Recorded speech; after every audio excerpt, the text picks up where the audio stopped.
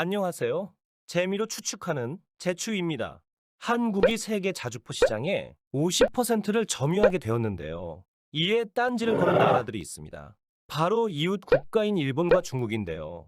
일본인들은 일본 정부의 수출 규제가 풀리면 세계 최초로 완전 자동 장전 장치를 탑재한 99식 자주포가 K9보다 세계적으로 더 많이 팔릴 것이라 생각합니다.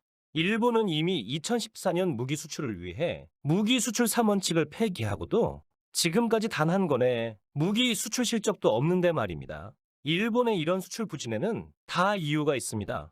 일본이 자랑하는 99식 자주포의 가격은 130억 원 정도로 독일의 PGH-2000의 180억 원에 비하면 저렴하지만 K9 전차 45억 원에 3배에 가까운 가격입니다. K9 전차의 K10 탄약 보급차까지 포함해도 60억 원에 불과합니다. 일본 99식 자주포 한 문이면 K9 세트 2개를 구입하고도 남습니다.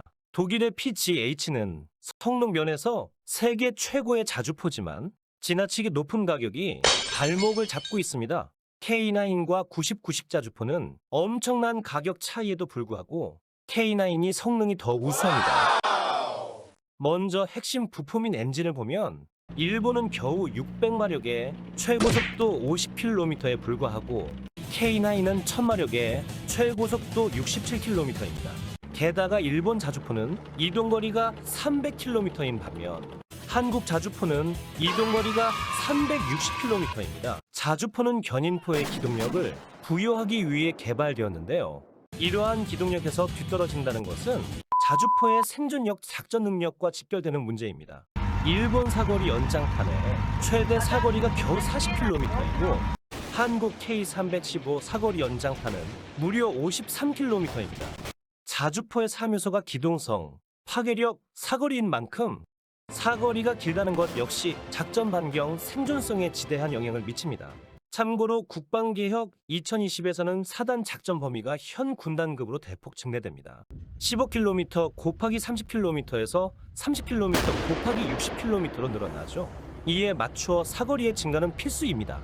톤당 마력, 방호 능력, 탄약 적재량 등은 한국이 우세하고 포탄 발사 속도에서는 거의 비슷하니 한국 K9의 압승입니다. 가성비에서 밀리니 일본의 99식 자주포는 팔리지 않는 것입니다. 또 다른 딴지 국가 중국을 보면 중국인들은 PLG-05가 세계 최고의 자주포라고 믿고 있습니다. 인터넷 상에서 PLG-05는 1티어 자주포이고 K9은 2티어 정도의 가성비 좋은 자주포라고 합니다.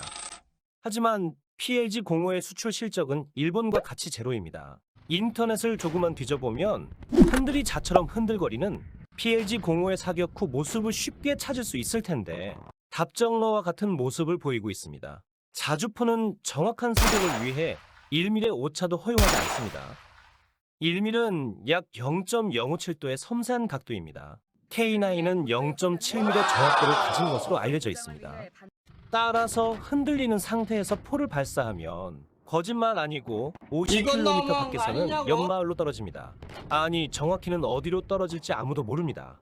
그러니 당연히 수출이 안 되는 것입니다. 그런데도 중국의 신하군 사망은 K9은 종이 제어는 우수하지만 중국의 자주포와 비교하면 큰 단점이 있다며 PLG-05 자주포보다 사거리, 발사속도, 탄도 중량 등 모든 면에서 열세이고 신뢰성도 낮다고 지적했습니다. 특히 연평도 해전에서 북한의 9식 견인 곡사포의 절반이나 파괴당했다고 조롱합니다. 하지만 사실이 아닙니다. 총 6문 중 1문은 사격 훈련 중 발생한 불발탄을 처리하기 위해 정비를 받고 있었고 2문은 북한의 사격으로 일부 파손되었으나 1문은 바로 수리를 마치고 대응 포격을 했습니다. 따라서 북한의 포격으로 파손당한 자주포는 조준경 파손으로 대응 포격을 하지 못한 단 1문입니다.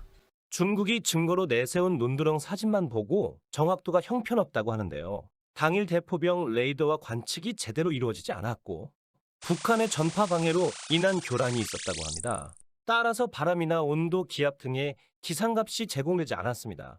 외부의 정보 없이 자체적인 사격 통제 장치에 의해 사격이 이루어졌는데도 포탄의 살상 반경은 25m, 피해 반경이 50m인 점을 감안하면 포탄의 유효 타격 범위 안에 총 6대의 장사정포 중에 확실히 3대, 많으면 5대까지 타격을 준 것으로 예상합니다. 중국인들은 K9이 잘 팔리는 것은 K9의 주요 부품이 전부 외국에서 수입해 왔기 때문이라고 합니다. 그래서 알아봤습니다. K9의 국산화율과 진행 상황. K9의 전체 국산화율은 2002년 70%, 2016년 87%로 지속적으로 높아지고 있는데요. K9의 파워팩만 국산화하면 100% 국산 K9 자주포가 탄생합니다. 안타깝게도 K9 엔진의 국산화율은 60% 정도밖에 되지 않습니다. 2021년 산업부가 5년간 총 250억 원의 개발비를 지원하고 방사청은 최종 개발에 성공한 부품을 무기체계에 실제 사용될 수 있도록 지원할 계획으로 K9 엔진의 국산화 사업자를 선정했습니다. 두산과 STX 엔진이 경합을 했는데요. 결국 STX 엔진이 국산화 사업자로 선정되었습니다. 한국산 파워팩이 전차, 자주포에 탑재되는 것을 기대하며 이만 마칩니다. 시청해주셔서 감사합니다. 구독과 좋아요는 저에게 힘이 됩니다.